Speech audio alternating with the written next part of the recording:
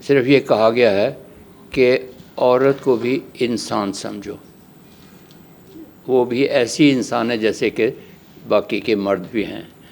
اور سب سے پہلے جو ڈاکٹر صاحبہ نے بھی فرمایا تھا کہ that she has got a right to education, سب سے پہلے اس کو تعلیم دی جائے، جو کچھ زمانہ جاہلیت میں ہو رہا تھا وہی کچھ ہمارے ہاں ہو رہا ہے، اور خاص طور پر اربن میں تو اربن ایریاز میں کچھ کم ہے، لیکن باہر جائیں تو وہی کچھ ہے جو کچھ زمانہ جاہلیت میں ہو رہا تھا۔ ایک صحابی حضور اکرم صلی اللہ علیہ وسلم کے بعد تشریف لائے اور انہوں نے کہا کہ دیکھیں، جب عورتوں کے حقوق بتا رہے تھے تو انہوں نے کہا کہ دیکھیں، میں اپنی بیٹی کو لے جا کے زمین میں دفن کر دیا اور اس کو مٹی ڈال رہا تھا تو وہ ابا ابا کر رہی تھی۔ یہ واقعہ کتنا اندوہناک ہے، لیکن حقیقت یہ ہے کہ یہی چیز ہم نے اخباروں میں جعفر آباد میں پڑھی، بلوچستان کا ایک تحصیل ہے، وہاں پہ بھی یہ ہو رہا تھا۔ اس کے بعد انہوں نے بہت ساری مثالیں دیں، وہ سب کے سب ہم پہ لاگو ہو رہی ہیں۔ ہم زمانہ جاہلیت میں چاہ رہے ہیں، ہمیں واپس آنا چاہیے۔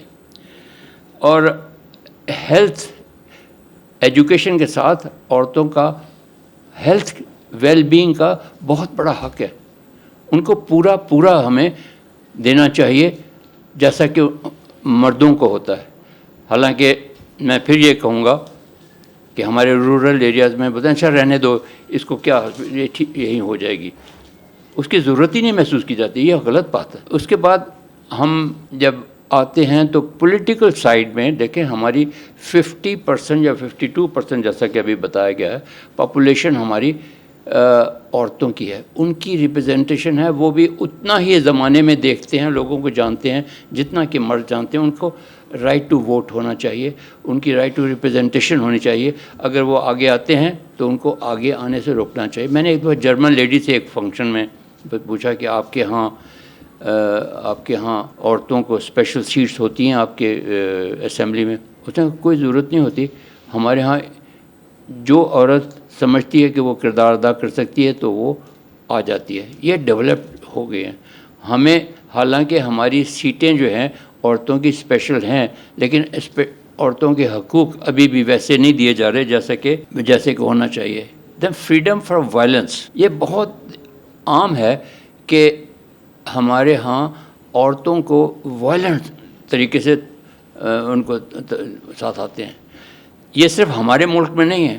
ایک بڑی خبر آئی تھی امریکہ کی کہ ایک شخص نے اپنی بیوی سے ناراض ہو کے اس کو واشنگ مشین میں ڈال کے واشنگ مشین چلا دی، بچ گئی وہ، لیکن یہ چیزیں دنیا بھر میں ابھی بھی ہو رہی ہیں۔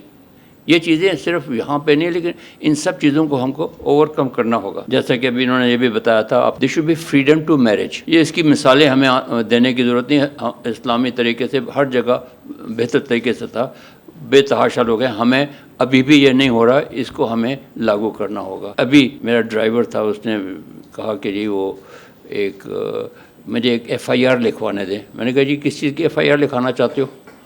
بولتے ہیں جی اصل میں نا اس کی بیٹی نے پسند کی شادی کر لی ہے، تو اب میں اس کی FIR لکھتے نہیں پڑے۔ بھئی اس نے شادی کر لی ہے، اپنی مرضی سے کی ہے، بالغ لڑکی ہے، آپ اس کی FIR لکھانا چاہتے ہیں؟ ابھی یہ حالات ان کو ہم کو اوور کم کرنا پڑے گا۔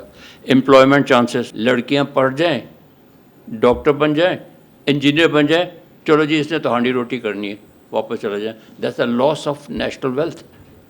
ہمیں ان چیزوں کو بڑے غور سے